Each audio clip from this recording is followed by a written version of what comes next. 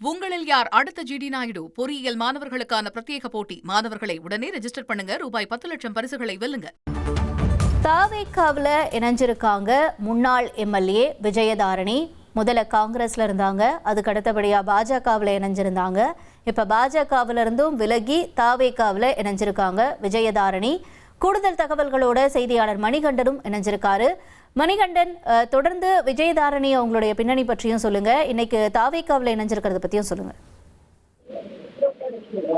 தொடர்ந்து காங்கிரஸ் கட்சியில நீண்ட காலமாகவே அவரது ஃபேமிலி ஹெரிட்டேஜின்படி காங்கிரஸ்ல பயணித்து கிட்டத்தட்ட 3 முறை தொடர்ந்து சட்டமன்ற உறுப்பினர்களாக காங்கிரஸ் கட்சியிலிருந்து பதவியேற்று அந்த விளவங்கோடு தொகுதியில சட்டமன்ற உறுப்பினராக பதவி வகித்து வந்த விளவங்கோடு முன்னாள் சட்டமன்ற உறுப்பினர் அந்த பதவியை ராஜினாமா செய்துவிட்டு காங்கிரஸ்ல இருந்து விலகி பாஜகவுல அண்மையில இணைந்திருந்தார்.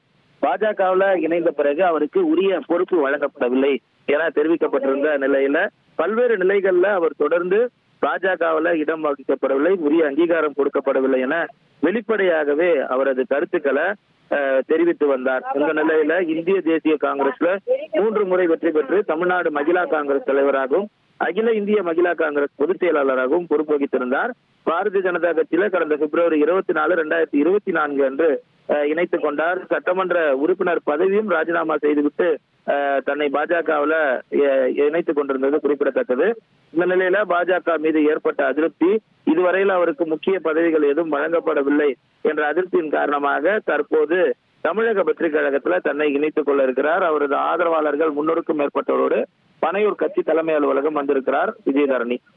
உங்களில் யார் அடுத்த ஜிடி நாயுடு? பொறியியல் மாணவர்களுக்கான பிரத்யேக போட்டி. மாணவர்களை உடனே ரெஜிஸ்டர் பண்ணுங்க. ரூபாய் 10 லட்சம் பரிசுகளை வெல்லுங்க.